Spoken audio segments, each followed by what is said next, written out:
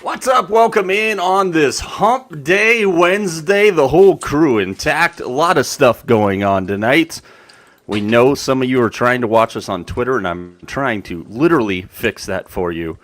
Literally right this second. So we'll see how that goes. But plenty of stuff to talk about on this Wednesday. Happy you're here. Feel free to comment along if you're watching along. Also, don't forget to follow us on all of our social channels at Mike Arana Show everywhere but Snapchat, because we're not 12 and Snapchat sucks, including our new and improved Facebook page. And go on there and like us. We're likable guys. I mean, it's not our fault that we had too much sexiness according to one of our FOPs, and that's why they pulled us off of Facebook. But the whole crew's intact. We've got a lot of stuff to talk about. Guys, I think literally I watched the most incredible single day of hockey I've ever seen in my life. We'll start in the middle with Vegas Mac. What's going on, my brother?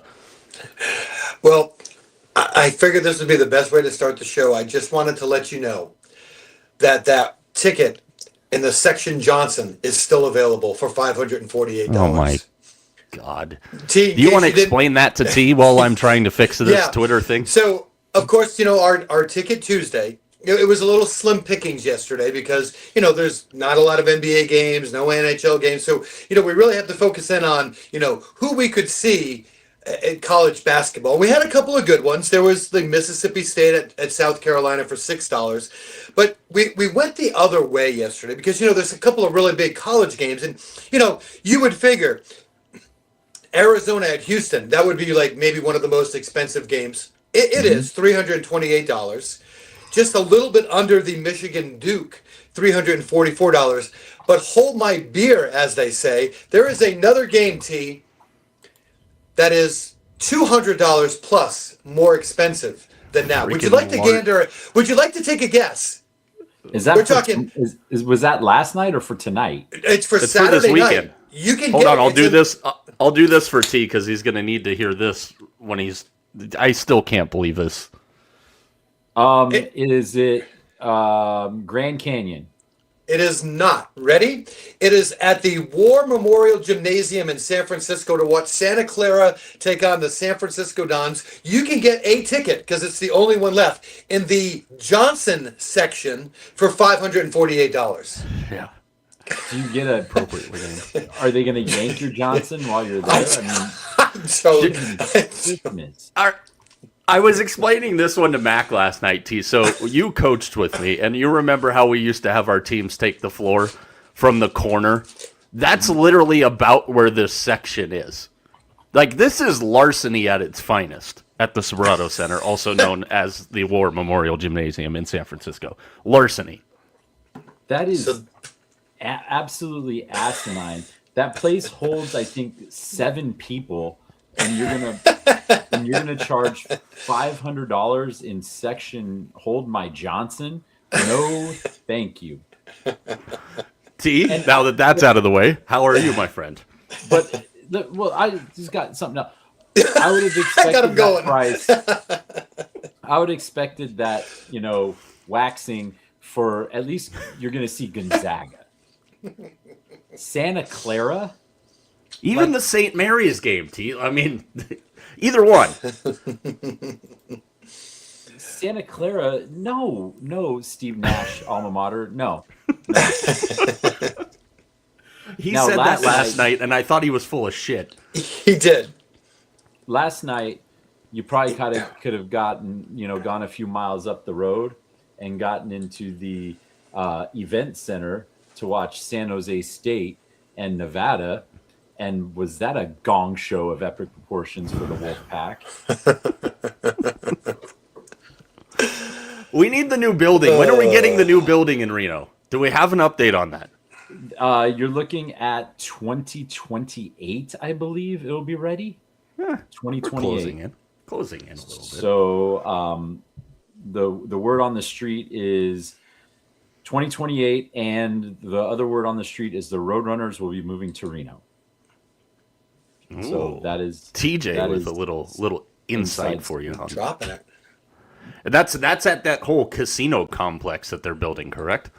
That is at the Morelos Grand Sierra Resort Casino.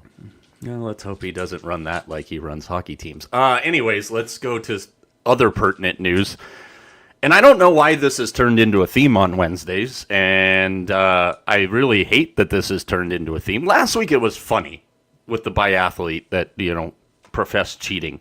This is not funny in multiple forms here, and if you missed it yesterday, Major League Baseball Players Association Executive Director Tony Clark resigned on Tuesday after an internal investigation revealed an inappropriate relationship, wait for it, with his sister-in-law, who was hired by the union in 2023. The strength of this union is, and always will be, the solidarity of our membership, a statement from the union said. We have a long history of fighting for the rights of every player, and we're committed to making sure that we can continue that fight successfully.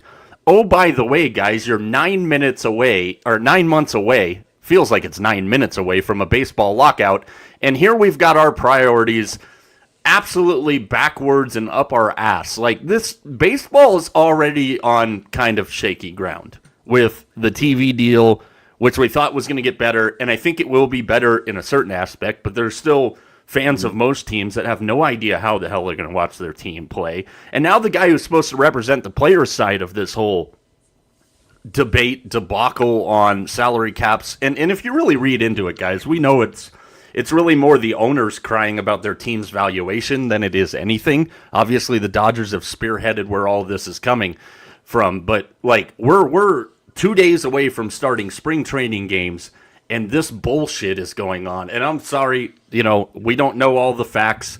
Not all the facts are out there, but for this to come out as we start spring training just shows how ass backwards everything is being run in your favorite sport in the middle there, Vegas Mac. This is an embarrassment for baseball.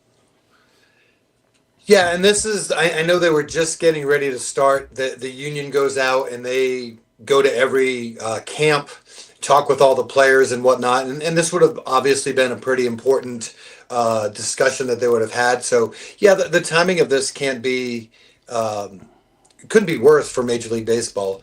Well, I mean, after the whole thing we saw with, what happened at Michigan with the Wolverines, you would think that, okay, if I know I'm in that situation, I probably need to try to get out from underneath that situation. I don't know if that would have helped, but it just too bad. Like he was fully underneath the situation. That was the damn problem. I know. Mm-hmm.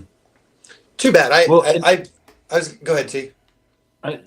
When I first heard about this, I thought, like everybody else, isn't there some sort of financial investigation going on where some sort of I don't know exactly what it is, because obviously this is more enticing to hear and read, but like some sort of financial undertones and somebody's I don't know. But you're right. Like you are literally 9 months away from this sport shutting down, maybe for an entire season. And this is what you're leading off. Like, aren't the first games like the day after tomorrow? Yeah, Friday. We've got 5 games. Yeah. Well, you couldn't tell from the players union because they've got, and then they named the replacement who they tried to oust last year. Mm-hmm. Mm-hmm. So do you see where coup d'etat here coming about? This is such a disaster. Good job, and it made me think, guys, and I wanted to ask you this because we've talked a lot about the NBA. We're going to talk about the NBA tonight because the second half gets underway with some fantastic games tomorrow night. But what's in worse shape to you right now? Would you say Major League Baseball or would you say the NBA? Let's go T and then Mac on this one. Man, that is a tough question because the NBA has all this tanking stuff, and when you have teams that if you have teams that are outright trying to lose, I think that's a lot worse than teams that just aren't good enough, that aren't winning. So I would say from that aspect, the NBA is in a worse position. Baseball apologist. Yeah, I mean, I would. I mean, the season hasn't even started yet. I know. That's my point. I'm like, good golly. I still think baseball's in a better position, though. I think from an overall perspective, I think the product is better. Now, whether or not we're even going to be able to see the product, that's a different story and another argument. But I mean, but I think the product of baseball is better than the product of the NBA right now. Yeah, and I think that would probably be the more popular opinion if we put a poll up, if you will. That's an interesting word that I just used. If we put a poll up here, amongst our audience of which sport is in worse shape, but I mean, neither one of them's on great ground right now. No. I was excited, and I still am. We've talked about NBC and what they do when it comes to from a sports standpoint. I'm really excited to see NBC getting baseball back. I think they're already assembling a tremendous crew. We saw what they did with the Super Bowl. We've seen what they've added to the NBA this year as far as attracting eyeballs and all that stuff. And I'm excited to see what they do. I like this whole standalone concept. No, not because it's the Giants and Yankees, but I like the Netflix opening day single game. I don't like the fact that if you look how the Giants and Yankees series plays itself out over the course of Wednesday to Sunday there, I think it's asinine the way they did it. But, and we're going, and T, I think you made a great point there when it comes to the NBA. I mean, Adam Silver's got to figure this whole tanking thing out and figure out what the best solution is there. And I don't think there is a proper answer to that either way. You're coming off of an all-star set of games, if you will, that was way better than anything you've put out in a long time. I think a genius move by them to put the All-Star game in the middle of the day on Sunday. I'm interested to see if they keep that or if that was solely because NBC has the Olympics and the All-Star game right now. But I think nobody wants to stay up until 8 o'clock at night on a Sunday night to watch bad basketball. I don't care who the hell you're putting on the floor. The All-Star Saturday thing, I thought was stupid playing it in the middle of the day, and I think the crowd reflected that. But I'm really interested to see how the second half of this NBA season goes and how baseball just kind of moves forward from this, man, because, everybody's excited. We're going to get into our division previews here, a little different style than we've done them before, and opening day is going to be here before you know it, and we're dealing with this bullshit right off the top. Yeah, I mean, this is exactly after you're coming off an off season where you have half the fans are bent about all the crap that the Dodgers are doing. Once again, fully within the rules, but perception is reality. And half the people who love what they're doing, you have this perception that only 4 teams can win this thing realistically, which means that you have 26 teams that are basically just playing out the string already, and we haven't even gotten to March yet. Baseball has a huge image problem right now, and this thing just does not add to it at all. But same for the NBA. They have a huge image problem too. Like this load management controversy, like if I was paying $500 to go to a game and the stars aren't even playing, like that's a huge issue because that's what's going to turn fans and they're going to spend their money on something else. You have to remember, though, baseball is going to get themselves a boost with the World Baseball Classic. So going in, they're going to get a boost, because that'll bring eyes. I know, but it will. It will. It's going to bring eyes to baseball early on. You're going to have some competitive games. You're going to have some fun games. You're going to have some cool matchups. It's going to give baseball a good kickstart. Yeah, and that remains to be seen. And baseball needs that good kickstart, especially if we are going to be missing some, if not all, of next season. So plenty of stuff to follow as we go through and go along that road even more. Hey, happy Franchise Tag Day, guys. It's Tag Tuesday in the NFL. Interesting stuff here. We talked about a little bit of free agents that we were kind of eyeballing last week and where we'd like to see certain guys go and, how the negotiations for the Buffalo Bills on seemingly every wide receiver that's going to be available. And one of those guys very likely could be Mike Evans, whose agent came out yesterday and said he is determined to be playing in a 13th season in 2026. While that destination is still to be determined in 2026, Mike Evans has full intent on playing this next season. The free agent negotiating period just a few weeks away here, March 9th at noon Eastern, 9 o'clock for us all on the West Coast here. Actually, I think that's the time zone change already, so whatever. 9 at noon Eastern on the East Coast on the 9th here. Mike Evans, does he have enough in the tank? And if you're the Buffalo Bills, are you immediately calling Mike Evans? Start in the middle with Mac. No, for a couple of reasons. Number one, he's had too many injuries, and this is just a quick fix. That's not where I want to go. I want to find. I'll tell you the guy who. I mean, I think you want to talk about from the Bills standpoint is Rashid Shaheed. That's the guy that they need to go to. I mean, you want to talk about someone that can stretch the field for you, and someone who to me that seems like a perfect Buffalo Bill. Not Mike Evans. I wouldn't trust him because of the injuries. You're going to be in the same spot that you were in this year. He's going to play a couple games. He's going to get hurt. Now you don't have a receiver. I think Shaheed would be a much better choice. Mac, I hate to say it, but I agree with you on the Shaheed pick. Like, I do think he's a better long-term solution, but you've got Josh Allen who's going to be entering his age 30 season. Like, there's no long-term solution there. He and this team needs to win, and they need to get to the Super Bowl yesterday. I throw a pile of money at Mike Evans, and I say 2 years. Here's a pile of money. Yeah, and there's another guy I think that's going to be in that kind of same vein, if you will. And Mike Tannenbaum had some interesting thoughts on this last night, and I kind of tend to agree with him on this. Tyreek Hill. And we don't know, when Tyreek Hill's going to be available, but if I'm looking right now, I'm going to grab a 2-year deal on Tyreek Hill if I can get him to sign one of those. Not necessarily because of what you might get out of him this year, if anything. It's that second year when he comes back fully healthy. Obviously, a lot of people linking him to go back to Kansas City. I'd be interested to see if Kansas City, and we're going to talk about them here just because T loves them so much in just a second, but I'd be interested to see how that plays out. Rashid Shaheed, I don't know if he's the guy I would want in Buffalo. I agree with you guys as far as stretching the field goes, but I don't think Rashid Shaheed solves Buffalo's problem because Buffalo needs a clear-cut number one wide receiver, and I don't think that's what Rashid Shaheed is.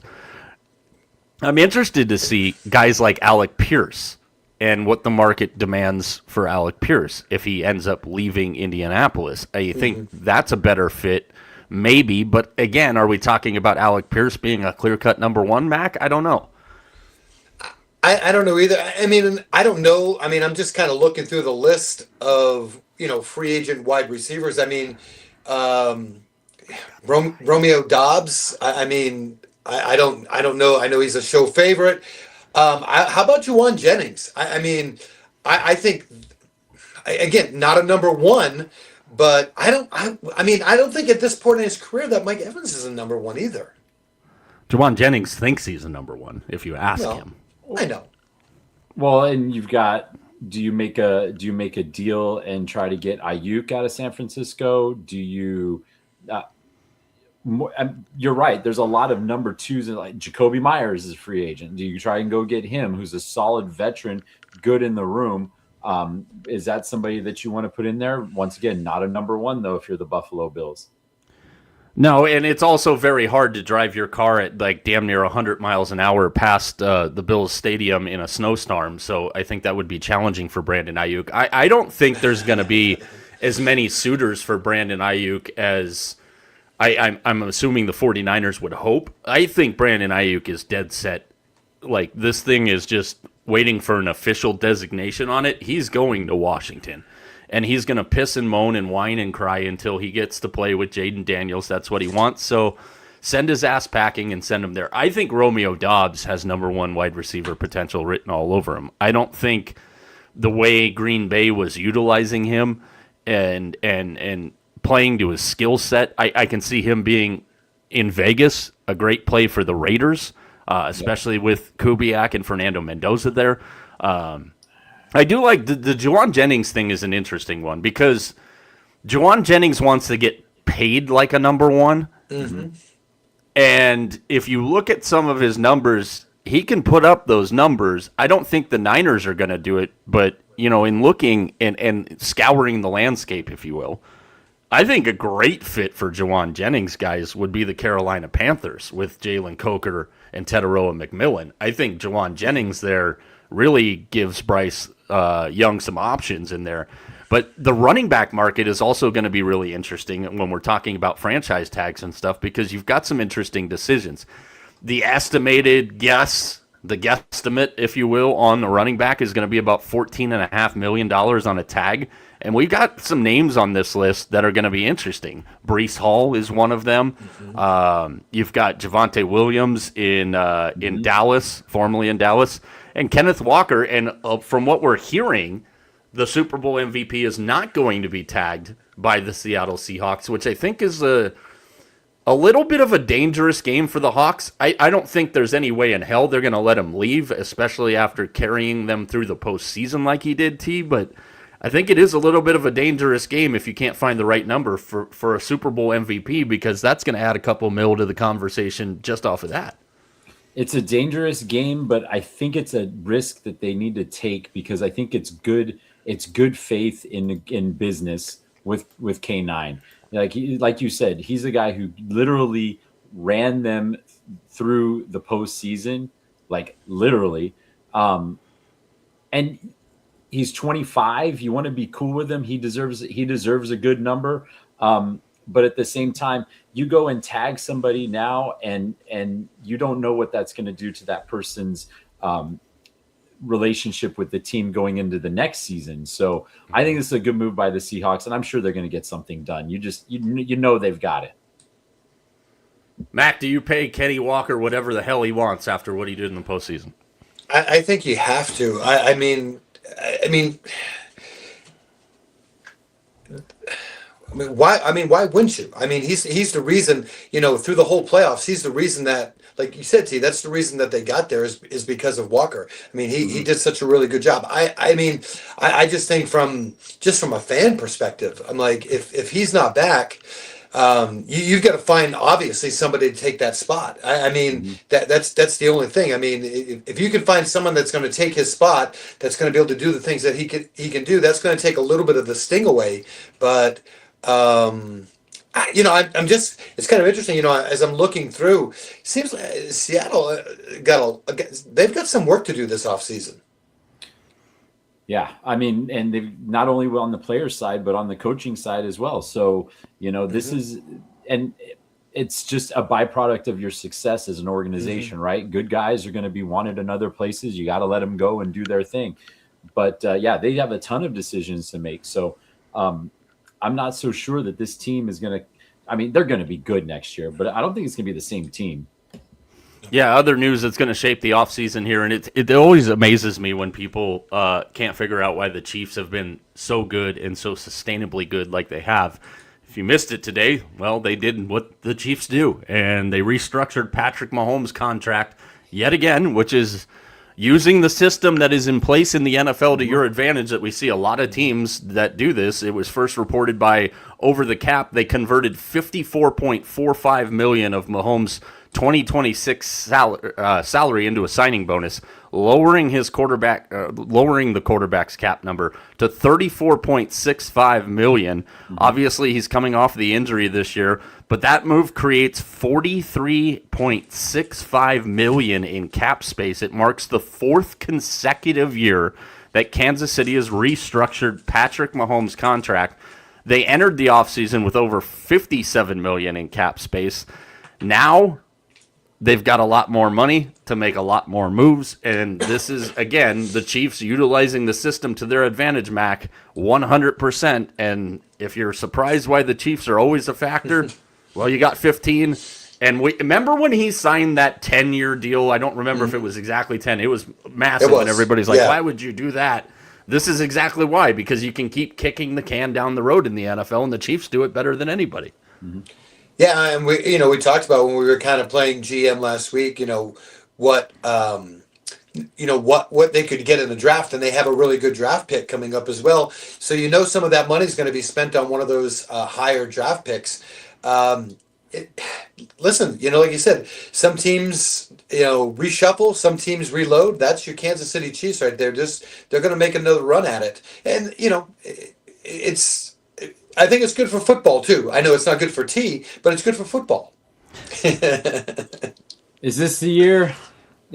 So what you're saying is that Denver should not get comfortable with the trophy, because they're going to have a look. You're right. It's a destination that players want to play. They want to play with Mahomes. They want to play in a good organization. Good for the Chiefs.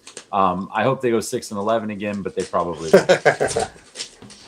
That whole thought in that conversation we had last week, and the more and more I've looked at it, if Jeremiah Love is sitting there at 9, and one of our followers made a comment, and I think this is fair as well. We've heard this about the Chiefs when it comes to running backs before, and what happened with Clyde Edwards-Helaire, but I think Jeremiah Love is an absolute can't miss, and the thought of Jeremiah Love running in that offense, when we did that last week, I mentioned, hey, if Atlanta doesn't do the smart thing and tag Kyle Pitts, and if Kyle Pitts is available, that's the first phone call I'm making if I'm Kansas City, because whenever Travis Kelce decides to leave, to steal a line from T, this era of Chiefs football and move on, you replace him with Kyle Pitts and put him with a highly effective quarterback in a great system. That's scary season right there. I'm very interested and very intrigued to watch the Chiefs offseason here, top to bottom. Absolutely. Speaking of intriguing in the offseason, guys, as we get into salary cap stuff and franchise tag stuff and we get towards the draft and everything, there's teams I know each of us kind of individually have our eyes on, and then we've got a couple other pieces of NFL news that's absolutely friggin' stupid that we'll get to here. But T, I'll start with you on this one. We'll go T, then Mac, then me. Team, player, situation that you're most intrigued to watch in the NFL season. And if you have more than one, that's totally fine. I know Mac likes to drop out like a third of the league when we do these things. So, well, I already mentioned one of them. It's Seattle and what they're going to do. I mean, their OC is in Vegas now. He took one of the assistants with him. So let's see what happens with these coaching changes. Will this offense, personnel-wise, scheme-wise, will it be the same that Kubiak rolled out this year, or are they going to have is Darnold and company? Are they going to have to learn something else, a different offense over this season? The defense looked fantastic. We know they're going to be great, but I think what the coaches and some of their personnel decisions, I think that you might get a Seattle team that kind of has the same identity, but it's got different parts. Well, and I think that's a great point, and I think that's why they went to Brian Fleury, the former tight ends coach of the 49ers, because of the similarities between all the systems there, and they're hoping it's plug and play. We saw in Mike McDonald's first year, Ryan Grubb's offense, which was downright pitiful. Now our poor friends like Herb and Raj at Alabama need to deal with his offense out there. So I think that call makes a lot of sense to me. Mac, who you got your eyes on in the offseason? Who's intriguing to you in the offseason? I'm gonna take the situation, and the situation is the AFC North. I mean, you have four teams that are coming in with brand new coaching staffs in a division that is kind of known for a little bit of stability, known for, let's be honest, defense, not offense. It's known more for their defense. How are what is the new franchise look for each of these teams going to be? Baltimore, Pittsburgh, and Cleveland. What is it going to look like with these new coaching staffs and this new division? I'm intrigued to see what's going to happen. The situation. Do you have anything to update us on Snooki while you're at it?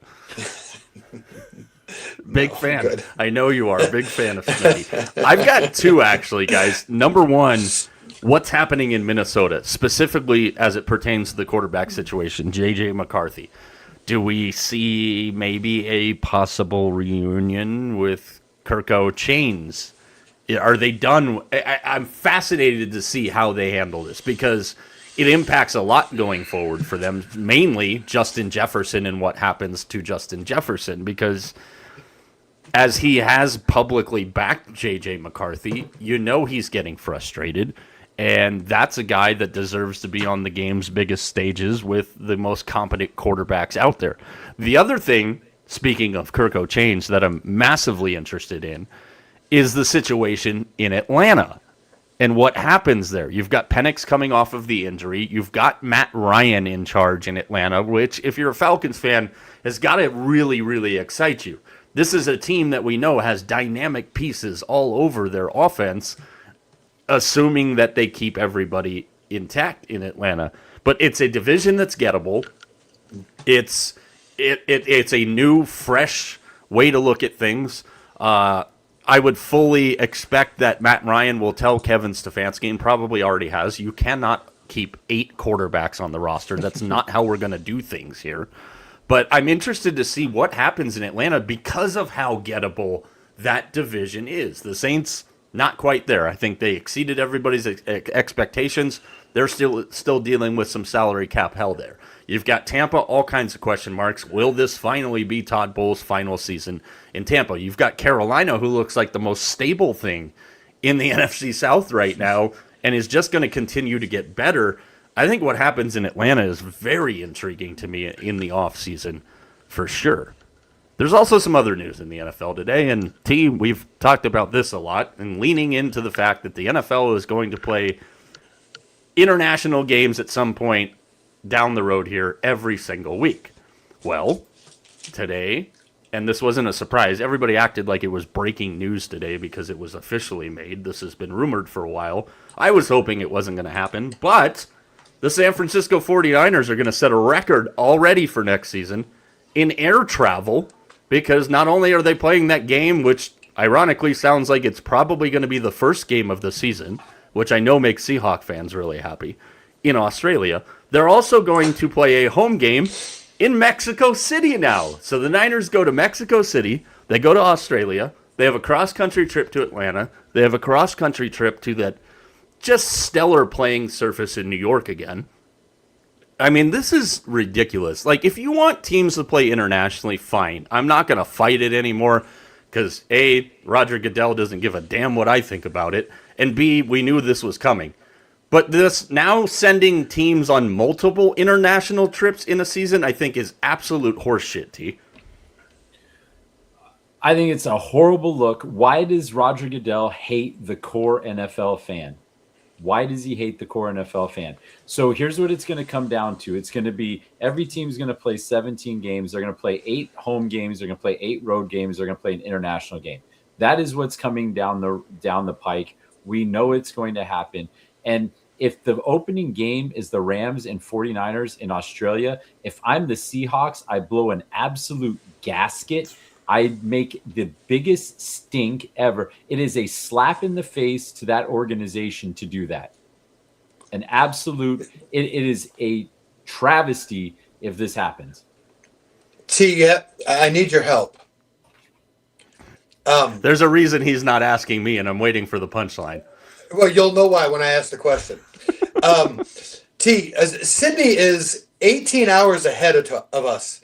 So could you kind of figure out what time the game would be played at Sydney and what time are we going to watch it here in the United States? I know you're the math whiz, Mike, right? So, you know, I mean, I'm being honest. Like right now, it is 1:07 p.m. Thursday in Sydney. It's a game being played in the future. So that would be, so we would watch it at 5:00 on, it'd be 8 Eastern on Wednesday, a game that would be taking place at 12 noon on Thursday. Not only is Roger Goodell taking half the league or all the league eventually abroad, now we're going to play games in the future. When's the first game going to be played on freaking Mars? Like, there has to be a point where this goes, okay, we can play every team in one international game. You know, they're still fighting for that 18th game, which the players' union is like, you guys can go kiss my ass right now. Double buys would be the case in that. You know they're trying to set it up where the Super Bowl is a dream scenario for them next year, being on Valentine's Day, federal holiday the day after. That's all fine and good. The 18th game thing I don't think is going to happen for a long time. But why you're sending teams on multiple international trips in the regular season is horseshit. And if they go as far when we announce the schedules in the spring to take another division game, because we know the Niners and Rams are playing in Australia, if he has the stones to take another divisional game and put it for the 49ers internationally, I think the Niners have every gripe in the friggin' world on this one. at some point there has to be a stop to this or some kind of logic that goes into this, because there's no logic that goes into this move right here whatsoever. No, none at all. Like I said, Goodell hates the average NFL fan, and it shows in all the decisions that he is making, from halftime entertainment at the Super Bowl to international games to 17 channels to buy NFL games to watch on in a regular season. This complete bad decisions all the way around. The only person who does it worse is Rob Manfred. Yeah, that's true. And I'm very intrigued to see who the second international game for the 49ers is, because if you look at the 49ers home schedule next year, there's a lot of people anticipating one home game very specifically. And then I'm sure there's a lot of Niner fans hoping that the opponent is a division opponent in this game that would be a Niners home game, and that opponent is Seattle, because Seattle plays better at Levi's Stadium than the Niners do. But it's the Raiders, scheduled to return to the Bay Area this year. You want to see if Roger Goodell really hates the NFL fan? He'll put Niners Raiders in Mexico City if that's what he really wants to get down to. I mean, especially with Max Crosby wearing red and gold next year, Mac. Bought a house in the Bay. I don't even know. I think T, you hit it right. Too many places, too many different ways to watch the games. It's getting out of hand. It really truly is. You're asking too much. You're asking too much from these players. It really is. I mean, is there a team this year that's going to have multiple games back-to-back weeks like Jacksonville did, like overseas? Well, and where this game is changing, right? The game is changing, and we hear the excuse of player safety is the excuse, right? We have bye weeks for stretch out the season because we're asking our players to play a lot of games. Where in the hell is the consideration of player safety, putting them on an airplane for 18 hours? Are they going to have a bye in week 2? That's what I'm hearing here, because that's no, they won't. That's why they're going to play the game on Wednesday. That's the only thing that makes sense here. If I'm the players, the players eventually have to say, you know what? No, we're done with your games in Northern Africa, which is probably going to be next. We're done. They're close. Matt, go ahead. You had something else to drop in there. I said, why don't they play them in the preseason? You have more time. They used to. I mean, that would make more. I mean, that would make more sense. I mean, because you can. I mean, so if they have a bye or 2 weeks off, I mean, you have time to get out there. But it just that's too much. I mean, we all know that teams are trying to prepare. Teams are trying to actually win a championship. That completely throws. It's not 1 week. It's 2 weeks. It really is. It's going to throw your team off for a couple of weeks.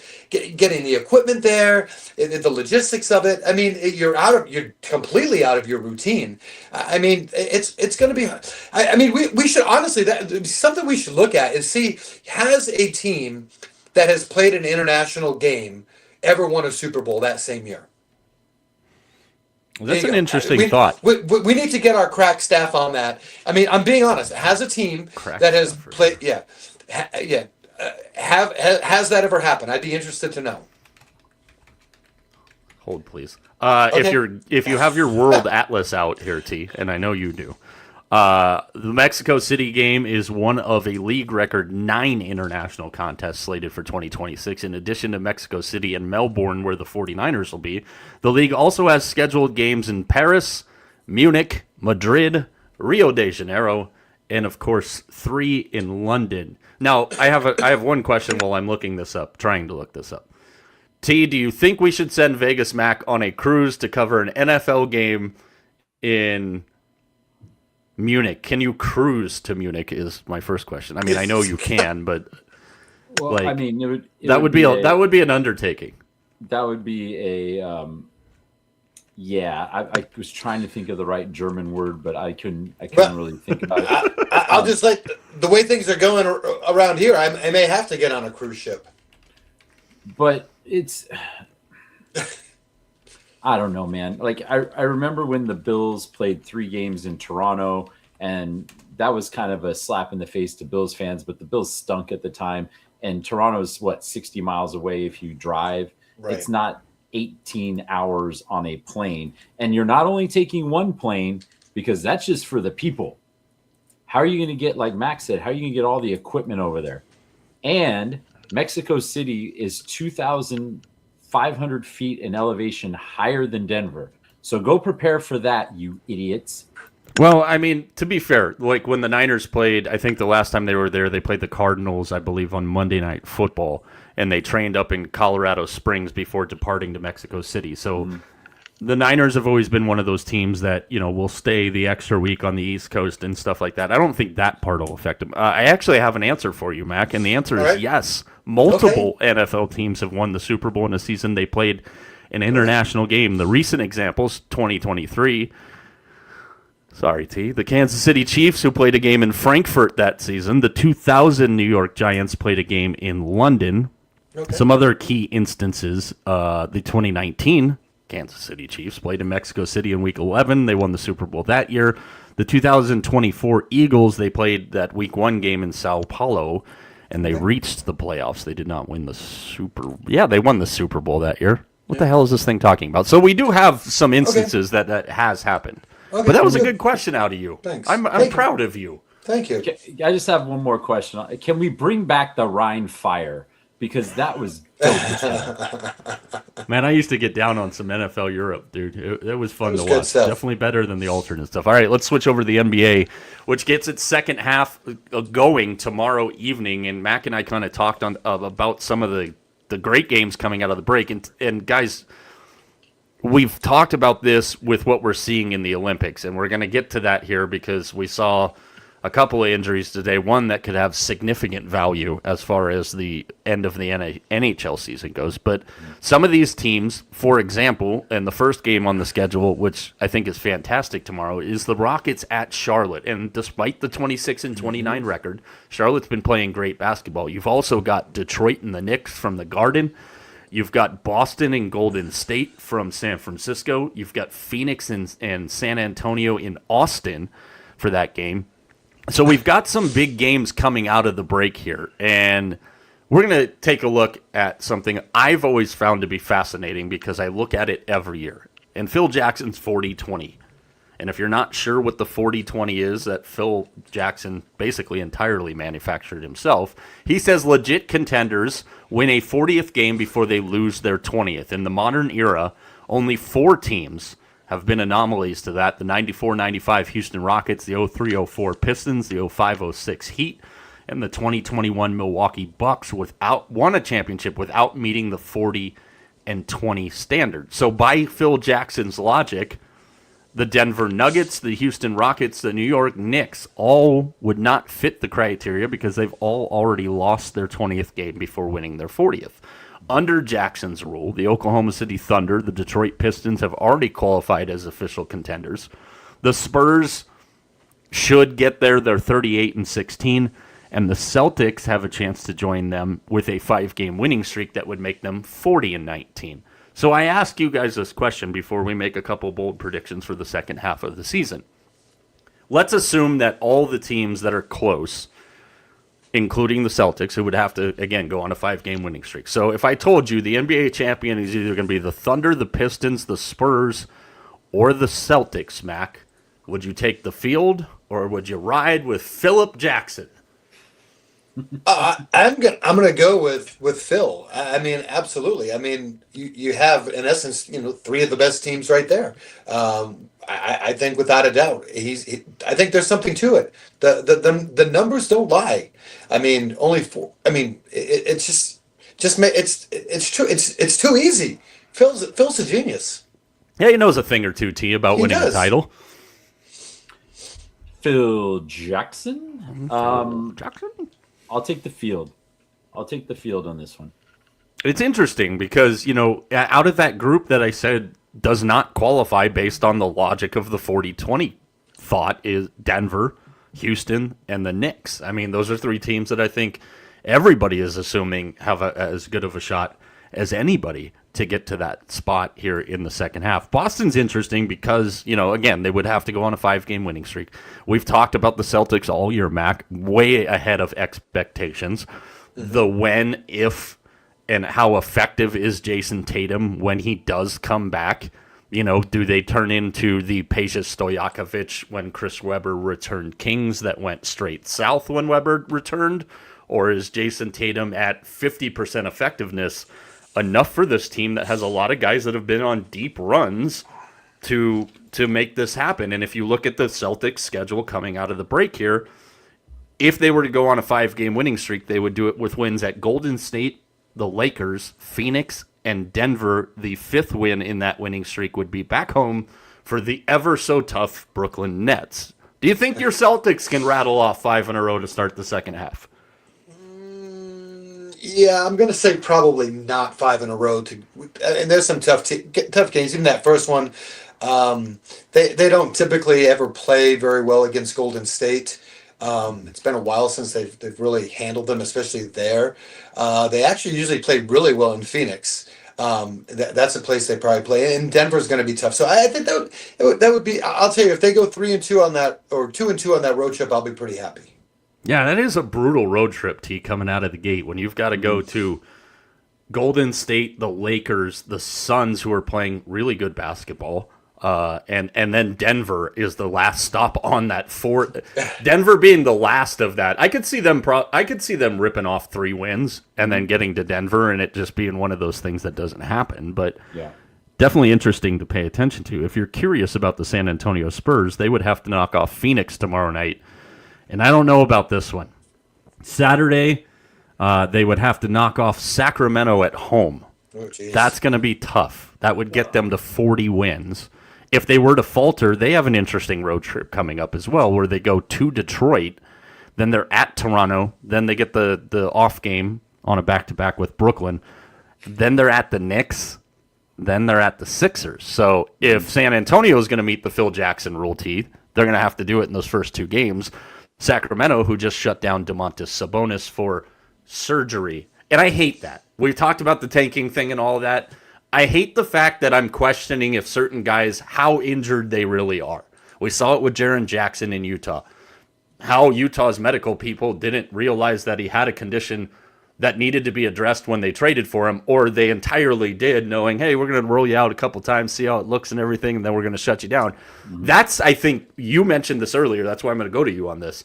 That, I think, is one of the worst things that's happening right now, is we're wondering how really injured these guys are. And I'm not going to question anybody's toughness or ability to play through an injury, but it is something that I've seen a couple of times now, like, how hurt is Domantas Sabonis?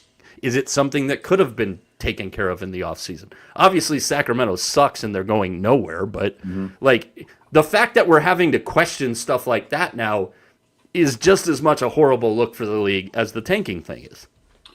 Well, yeah, like you said, you don't want to call somebody out, but I mean, you're going to call somebody out, right? I mean, because first off, what Sacramento is doing is absolutely egregious.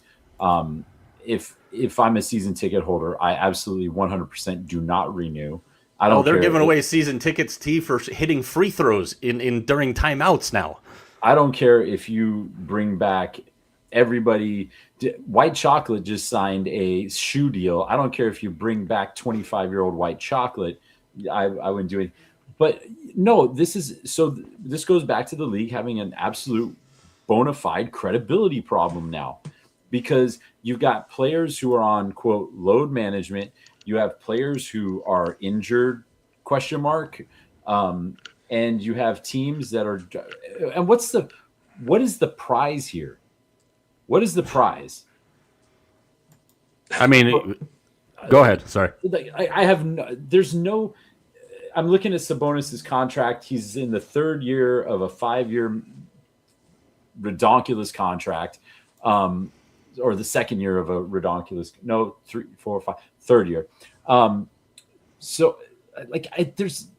This makes no sense. Like, this is where a perfect case where the gold rule for teams, once they're eliminated from the playoffs, that you whoever has the best winning percentage once they're eliminated from the playoffs gets the number one pick. The NBA is a perfect candidate for that. That would solve this problem in a hurry.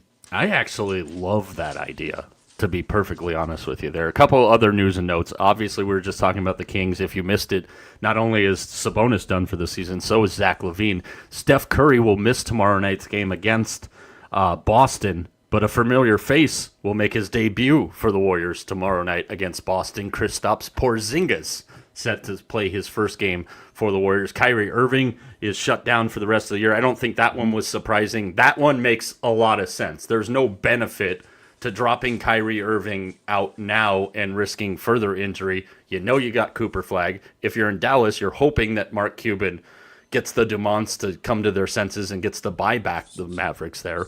Joel Embiid is going to be out due to a sore right shin.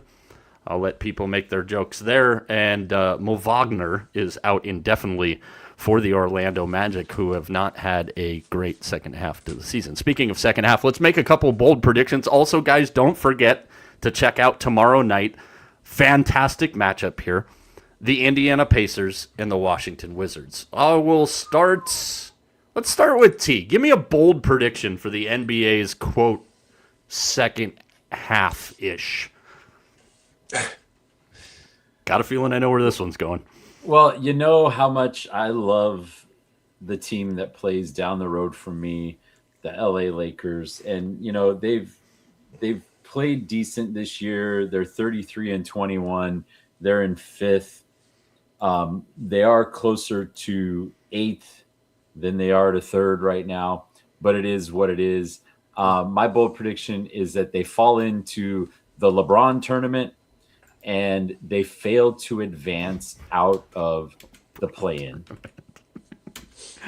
I'm glad you brought up the Lakers, because tomorrow on Lunchtime Live, we are going to talk about an interesting article on ESPN.com, how the Lakers' quiet trade deadline sets up for an explosive offseason. But there's one big, gigantic $54 million problem with that. Matt, give me a bold prediction for the second half.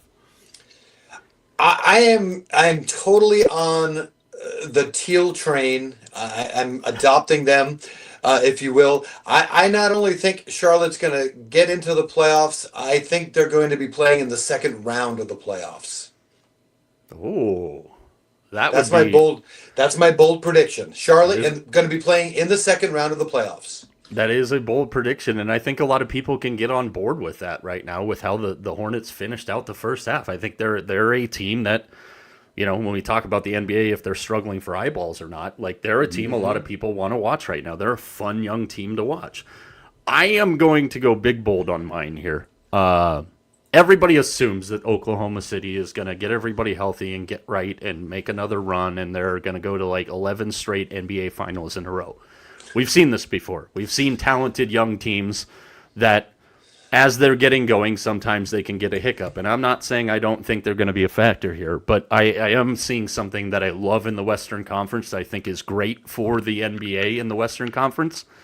I think we're going to see a new rivalry in the West, and we've already seen how much Victor Wembanyama and Chet Holmgren hate each other, like legitimately, when the Spurs and the Thunder play.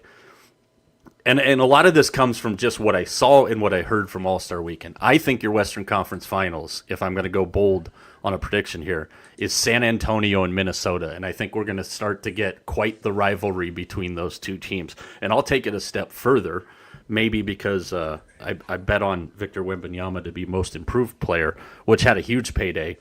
Clearly that's not going to happen, because he's not going to be in the most improved category. He's going to be in the MVP category. And I think where he's at value-wise, he makes a hell of a run in the second half at getting into the top of those odds, if you will. I have concerns about the Thunder and you know, the in and out of the lineup for a lot of their key players this year. I'm not saying I think the Thunder are a one-and-done team, because you're a fool if you think that, especially with all the 11 million draft picks that Sam Presti has acquired there.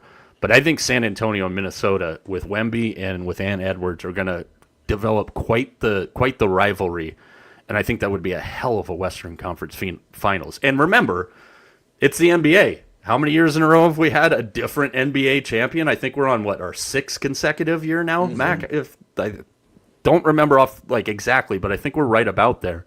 So it wouldn't surprise me if we have a different champion. I'd love to see I think Detroit and San Antonio would be a hell of a lot of fun. I think Minnesota and Detroit would be a lot of fun. Obviously, if you put the Knicks in there, the Knicks with anybody is going to be fun to watch. No.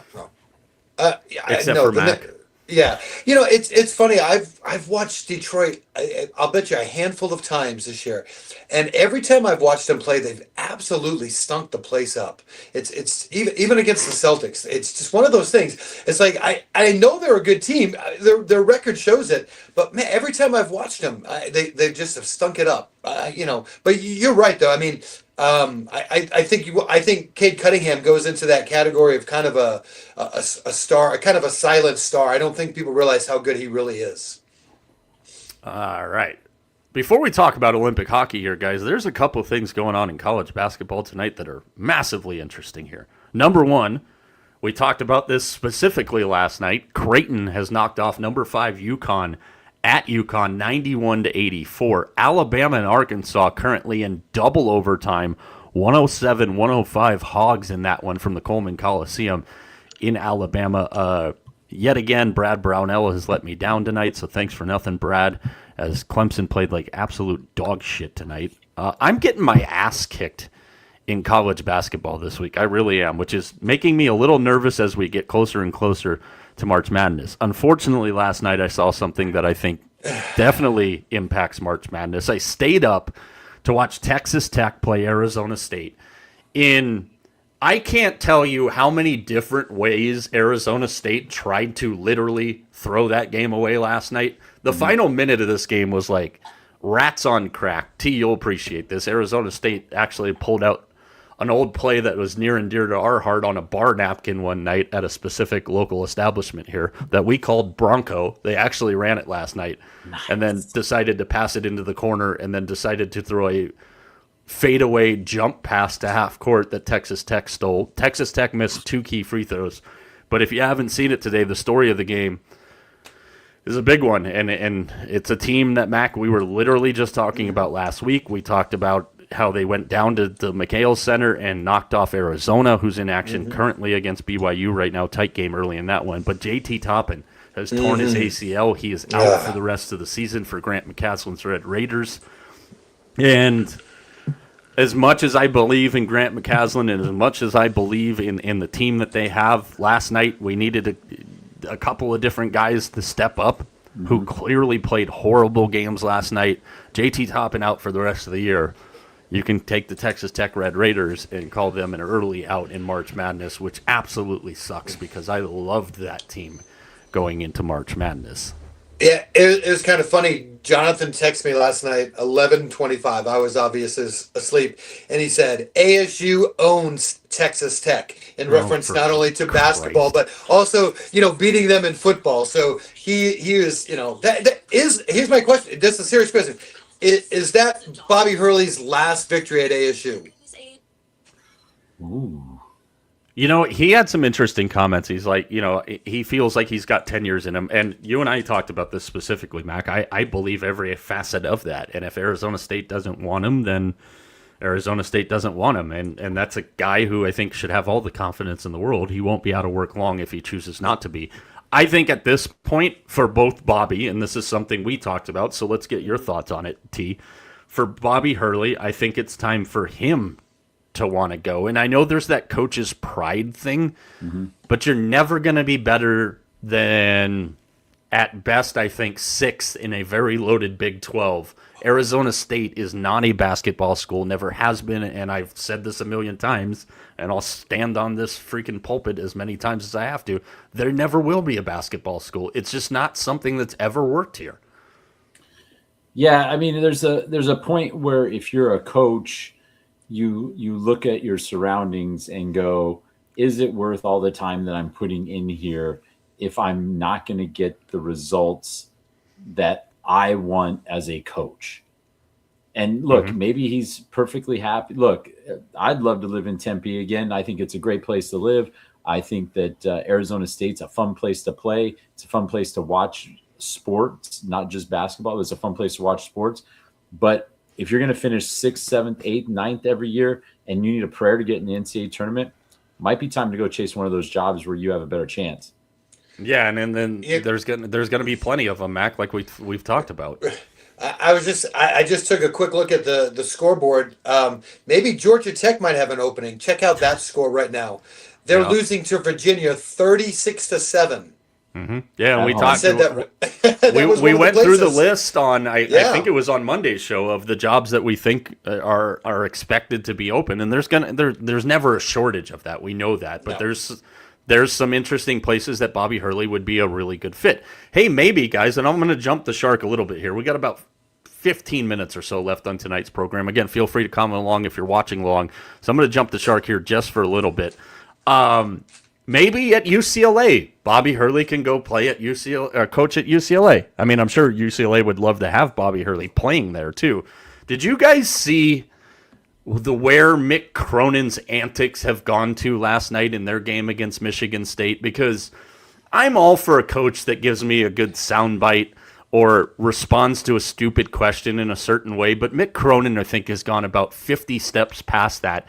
If you missed it last night, he literally ejected his own player from the game, made an absolute scene and a travesty and a sham and a mockery out of the whole situation last night when he sent center Steven Jamerson II to the locker room after he committed a flagrant foul late in Tuesday night's blowout loss to Michigan State.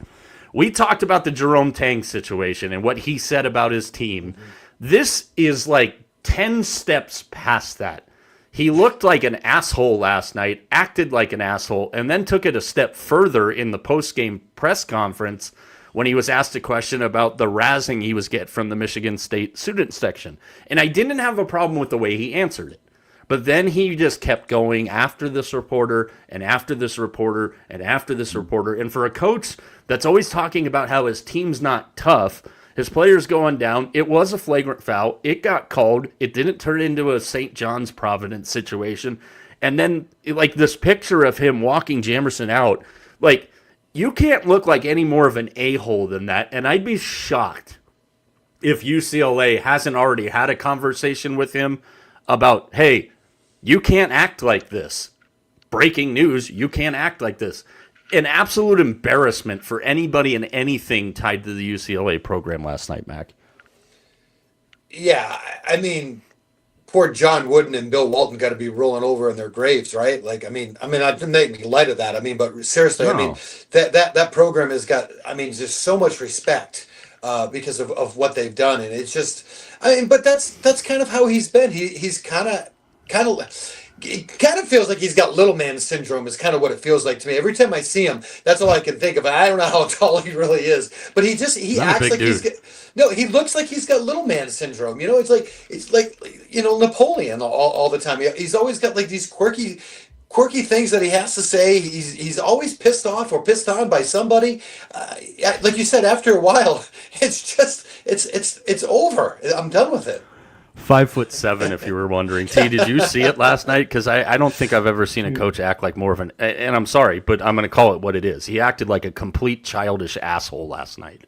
You got to wonder if you got to think that his time is run out there. This team has 5 games left: Illinois, SC twice, Minnesota, and Big Ten powerhouse Nebraska. I think that this is absolutely bad. The situation was horribly handled, but I think UCLA's problems are bigger than that. And I think UCLA's biggest problem is that they allowed themselves to go into the Big Ten. That is 100% their biggest problem from an athletic standpoint. Yeah, and Mick Cronin's definitely like not shied away from bitching and whining about it every opportunity that he's gotten to. Guys, I led the show off. And I'm still thinking about it because I feel bad for everybody that wasn't able to catch this today. I saw the single greatest day of hockey that I can remember in a long time, and it got started early in the morning. Slovakia pounded Germany 6-2, and then we went overtime in the quarterfinals, including finishing with the U.S. knocking off Sweden in overtime. The first win against Sweden in Olympic play since 1960 which I still can't believe that stat when I saw it last night. Dylan Larkin got the scoring going, and then just like the other two games that preceded it, Mika Zibanejad had a goal with a minute and 31 seconds left in the game to send it to overtime. And then I don't think red hot, lightning hot, any hot version you can put on this, but Quinn Hughes off of assists from Matt Boldy and Austin Matthews gets the overtime winner, 3:27 into the overtime period. I have one bone to pick with the overtime in the Olympics, but guys, highlighted by that to finish the day, another 9-10 puck drop locally for the U.S. team. They had to grind it out, they had to grit it out, and they did. Man, those three games, not because they went to overtime, just how all of them got to overtime, ridiculously good from Santa Giulia Ice Arena, most of them in Milano, Italy. Oh, it was an incredible day. Like I watched pretty much parts of every single one of those games today. Even the when it was 1-0 in the Team USA game, it was so back and forth. And Hellebuck was making great saves. Markstrom was making great saves. It was getting physical. Kachuk took out Dahlin late in the game and knocked him over. It was kind of nice to see. The quality you're seeing what everybody wants to see. You're seeing best on best, and that's it's evident in the three games that went to overtime today. Yeah, Mac, like I it's hard to put it into words, and that's just the U.S. game, let alone the other ones. What did you think of the day on the ice? The day on the ice was a cold day on the ice is what it was. It was a cold day on the ice. I you know what? I'm gonna have to take a pause on that, Mike. Unfortunately, my NBC affiliate wasn't able to broadcast those games to me, and I was not able to partake in the hockey fruitfulness that you guys did today. So I wish I could comment more on that, but it sounds like it was amazing. Canada ended up knocking off T's dark horse, Czechia, in overtime. It started with a first period goal by my boy, Macklin Celebrini, off a absolutely filthy assist number 8. The apple from Connor McDavid, when we're allowed to actually show highlights of this stuff, thanks a lot, IOC, was if you haven't seen the goal, try and find it. If you've got Peacock, I'm sure you can get in there and see it. But then Canada had to play catch-up the entire freaking game. We're going to talk about a specific play in this game. It finished $1:22 into overtime when I know everybody in Toronto loved this so much. Mitch Marner gets the game winner, his first goal of the Olympic Games, off of an assist from Macklin Celebrini as well as Thomas Harley. That game, T, and you made the comment, there's a couple of things from this game. Number one, Andre Palat's goal with 6 guys on the ice. And we're not talking about, you guys, we've all watched hockey a long time. And we get it. There's times where there's a 6th guy on the ice and it's like, okay, it should have been called, but I can see in the speed of it. There was 6 guys on the ice in the freaking defensive zone when Palat scored the goal. The fact that the Czechs came over and they were celebrating and I saw the picture and somebody's got to go, something doesn't look right here, man. There's one too many of us on the ice. That game was crazy, and you made the comment. Canada was very, very lucky to win this game, and yes, they were very damn lucky to win this game. We almost didn't have what we all want to see in the gold medal game, which is not a for sure thing either right now. Yeah, I thought Czechia carried the third period up until the last 5 minutes. They were the better team for most of that game. So, but kudos to Canada for getting it done, right? That's what those players are. I mean, McDavid, McKinnon, Celebrini, the list, Marchand, the list of cup winners, excluding McDavid and Celebrini, is incredible, right? So at least Celebrini's got an excuse; he can't even drink. But I tell you what, if Canada plays like that in the semis, they're in for it. Yeah, and our semis are set. That'll take place on Friday. Canada, the 1 seed, will take on number 4 seed Finland. That game 7:40 a.m. on the West Coast on Peacock, joined in progress on USA. And then USA plays Slovakia at 12:10 on the West Coast, 3:10 Eastern, Peacock and NBC, not joined in progress right there.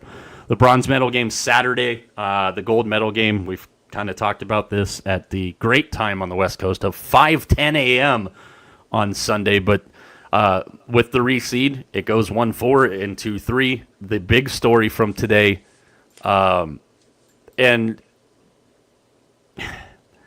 it's hard to see this, and if you didn't see it live, it's really hard because you can't show highlights unless you're directly tagging the IOC's broadcasting nonsense.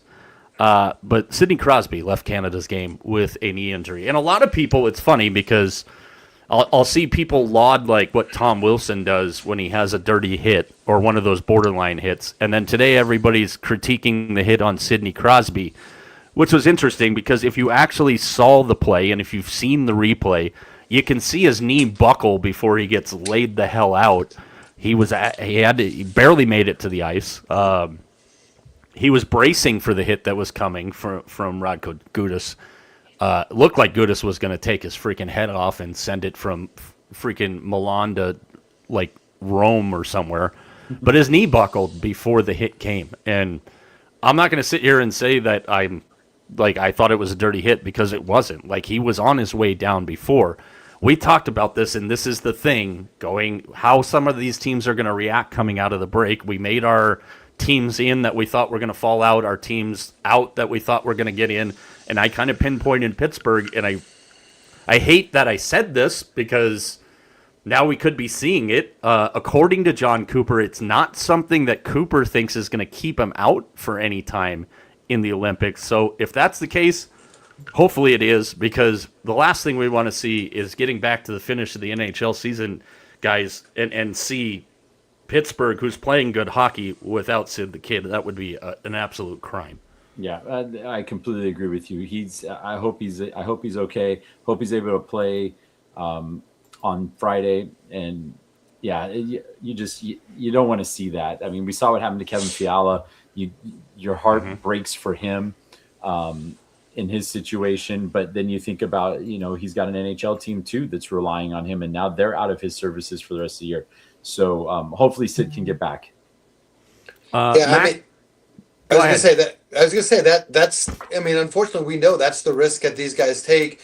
When they play in there. I mean, and not that the other sports don't, but I mean, we know these guys play hard. We saw it in the Four Nations last year. That really meant absolutely nothing. I mean, at least you can say that, they were playing for a gold medal, and that is significant. But, we saw what these guys did in the Four Nations last year and how much they put, their heart on the line. And so, probably every team and every GM is they're going to be watching the rest of these games and just going, play hard, hope we win, but please come back in one piece.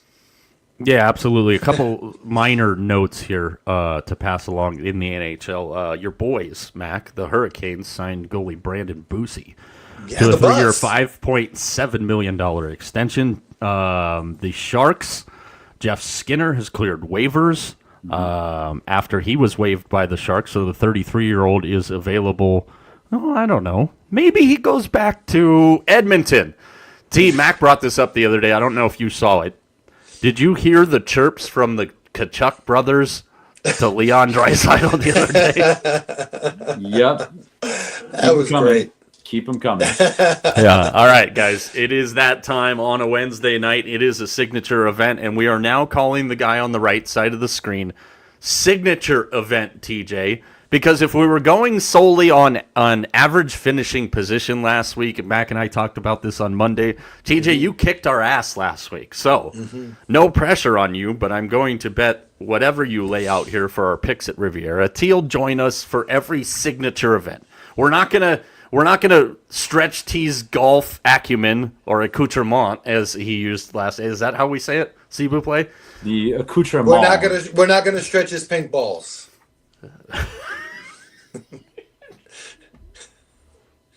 I can't with you sometimes, all the time.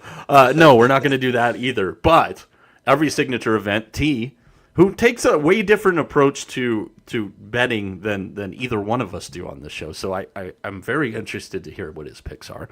Mike versus Mac already out on a couple of our social channels, but you that are watching with us, we'll give it to you. I'll start with you, Mac, since you're losing in Mike versus Mac right now, 22-17. After I dominated last week, took the whole top of the board.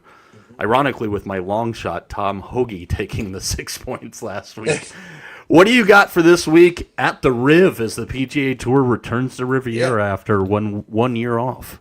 But I may be in second or last place, but remember that's the winning position. That's been the winning position over the last couple of years. A couple of things we need to talk about. Number one, the weather. The weather is an absolute factor. It has been raining. This course, some of the course is underwater. So I mean, right off the bat, those first couple of rounds, in fact, maybe the whole tournament is going to be clean in place. So that definitely makes a little bit of a factor in there. Makes Andrew Novak a good guy to play this week. Yeah, I mean, it's one of those things, and this is not a course where the big drivers have an advantage. It's not that type of course, and so. Here's how I went with it.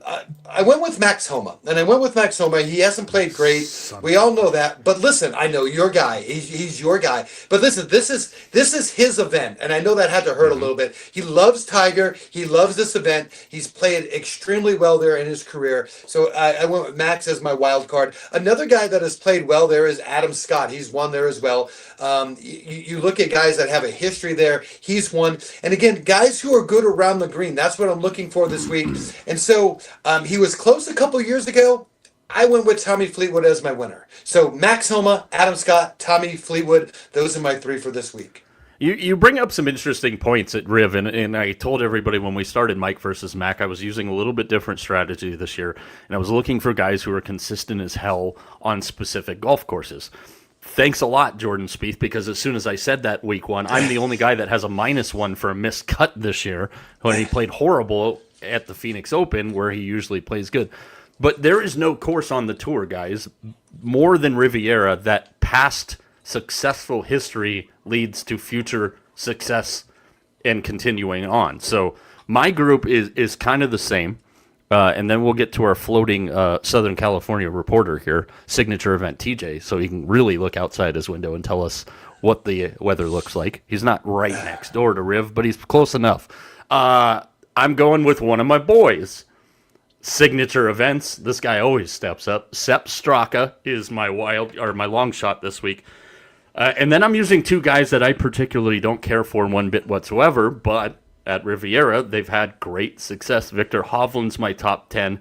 4 straight years playing in the Genesis, or 4 straight years playing the Genesis at Riviera, obviously excluding last year. His worst finish there is 20th.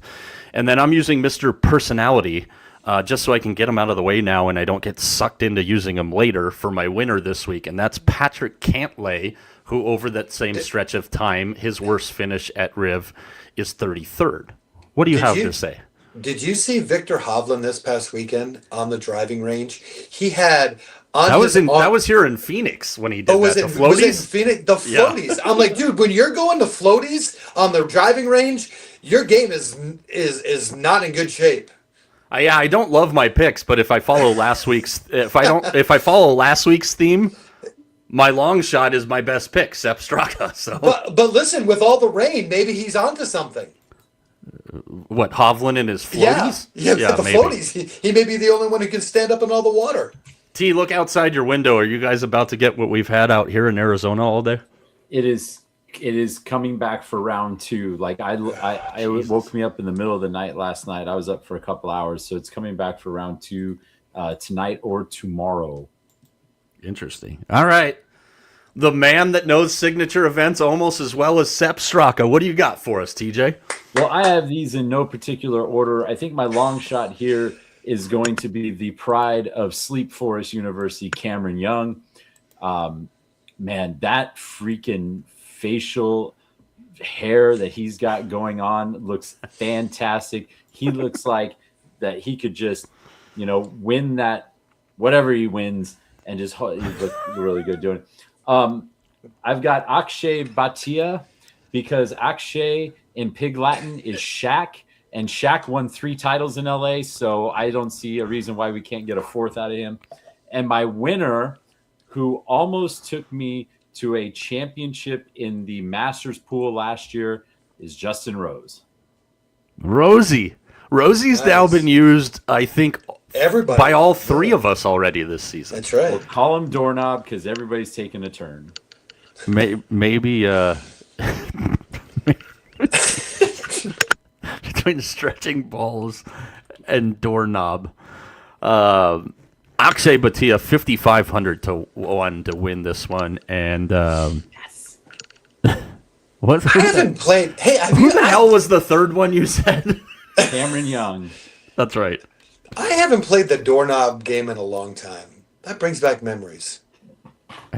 Let's just leave it off. I think that's a wise choice at this point. All right, lunchtime live tomorrow.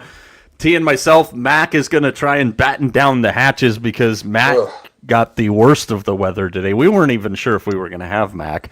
No. And if you're needing expert analysis on golf picks, there's only one show that tells you what Akshay in Pig Latin is. So I can pretty much tell you T's probably going to dominate another signature event here, and then he's going to take some time off because when you dominate signature events on this program, that's what you do. Guys, I have one final question as we leave here today. We've all seen that our boy Tommy Fleetwood, his contract with Nike has expired, and he's just kind of wearing whatever he can grab at the clubhouse at the particular tournament. Do you think we could make a run at getting Tommy Fleetwood in some Mike Arana show gear? Do you think we have a chance? Should I make the call? You should. Well, first off, I have to understand, does he not keep any of the others clothes that he's worn in the past, or can he not wear it? Screw you. I'm not wearing any of your shit if you're not paying me anymore. I think we should do it. I think there'd be nothing better than seeing our 3 faces on a hat coming down 18 on Sunday. God, you're going to talk about killing Tommy Fleetwood's brand. Do you think I should make a run at him, T? I see this as, like, what's he going to wear? Is he going to be like Will Ferrell's character in Talladega Nights and just wear a shirt that says me on it? Like, you might as well make the call, see what he says. And if not, then I guess he'll just sign with Wonder Bread or something. If he's wearing Mike Arana show gear, it's gonna be a collection of random sports shirts from Mac, toques from TJ, and then on the driving range he'll have no sleeves because he'll follow me. As far as the bottoms go, neither one of us wear pants during this show. That's something you really wanted to know. So T and I tomorrow on Lunchtime Live. Mac, any final words from you on your go home show for the week? Absolutely. Hey, don't forget, this week NASCAR goes to Atlanta, the Auto Trader 400. I am going with another Austin this week. Last week I had no luck with Austin Dillon. This week, I am going with Austin Cindric. He's my top 3 for this week. So that's my play, T. No luck last week. I lost Dillon about lap 137, but I'm hoping this week, Auto Trader 400 in Atlanta, I got a little bit of luck. I will take the odd number cars this week. The odd number cars. Are you guys done yet? No, this is the NASCAR portion of the show. We're only in turn 2. Don't go right. If the Tom tells you to go right, you're screwed. TJ and I, Lunchtime Live tomorrow. Plenty of stuff to talk about. We're going to take a look at some of the teams you should actually take seriously for March Madness. So plenty of stuff to talk about there. Mac will be back with us next week on date to be determined, which we still have to talk about after the show. So for everybody behind the scenes, for TJ, for Mac, I'm Mike. You know the drill. Now you got NASCAR and Pig Latin for Akshay Bhatia. Somebody buy the Johnson ticket at War Memorial. We're out.